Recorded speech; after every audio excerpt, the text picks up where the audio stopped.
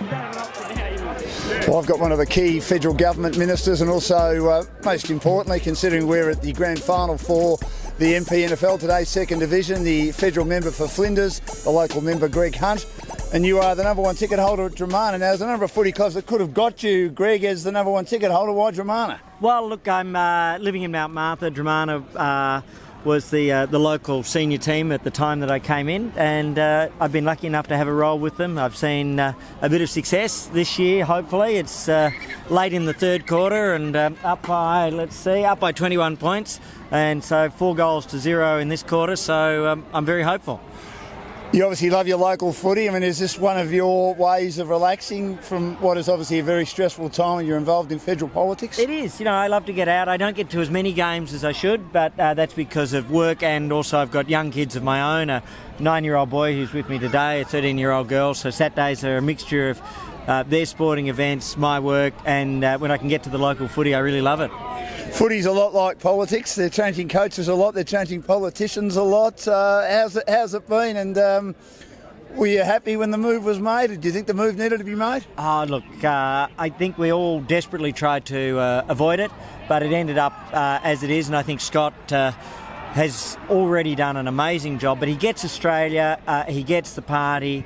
He's a league aficionado. That's his thing. He loves it. He's a genuine fan of the Sharks, and so he's from the suburbs. He gets days like this. This is actually what he understands, and for Australia, what he wants to promote.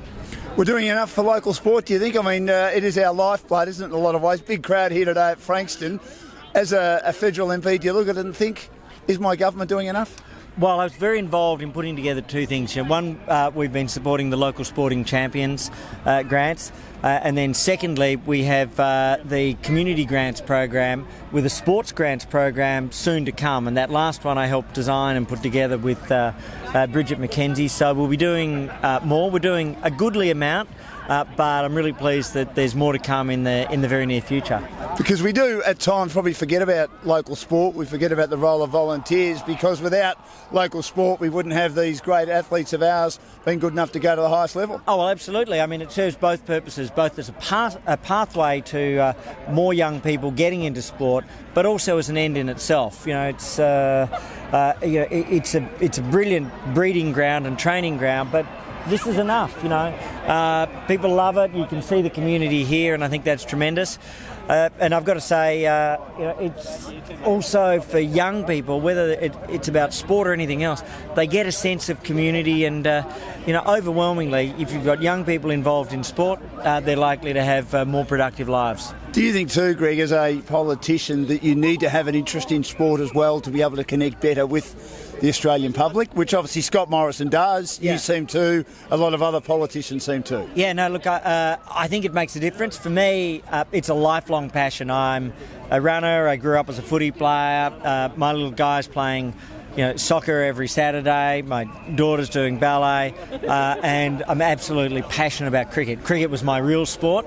My rise to the glories of the Australian team. How close you get? Sadly thwarted by I think the Melbourne University fourths was about the highest that I got, but it was a glorious career, destined for greatness, just nipped in the bud by tragedy.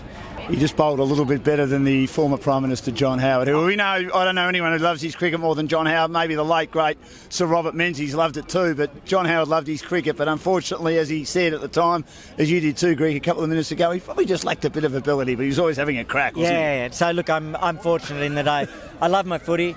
Having a young guy means that we're always playing football, cricket, soccer in the backyard, depending on the season. And then the other thing is, to have this here, Dromana Tigers, and I've been a lifelong Richmond Tigers fan, so fingers crossed for a double premiership this year. Can they win it, Richmond? They shouldn't they? Look, they can win it, but minor premiers have only won, I think, about 6 of the last 18. So minor premiers win 1 in 3. I'm hopeful that this is the year. I'd rather be the minor premier and have the double chance, and play if they get to play. Now they'll play right through at the G, and that means they've got a really good chance. So I'm hopeful, but we presume nothing. And on the subject of premierships, you've got your grand final next year in election, March or May. What are your chances, do you think? Well, look, we, as everybody knows, we have a new captain coach in Scott, and he started amazingly. He's, as I said, he gets the community. He's of it, he believes in it, and a very practical guy. So I think as people get to know him better, it'll get closer and closer. So, we go in with a real chance, but we have to make the case that on our side, it's the difference in terms of the quality of life people will have, the chance to have a job, the chance to have lower electricity prices. And I was talking with Angus Taylor, who's the Energy Minister, just today on how we do that. So if we can do those things, ensure more people have jobs, people have a lower cost of living, and make it clear that there's an alternative which would take away the chance of a job and increase the cost of living, then we'll put that case to the Australian people and they'll decide. Great to chat. Really appreciate your time. Enjoy the rest of the footy. Pleasure. Good on you. Thanks very much. Get your GameFace on.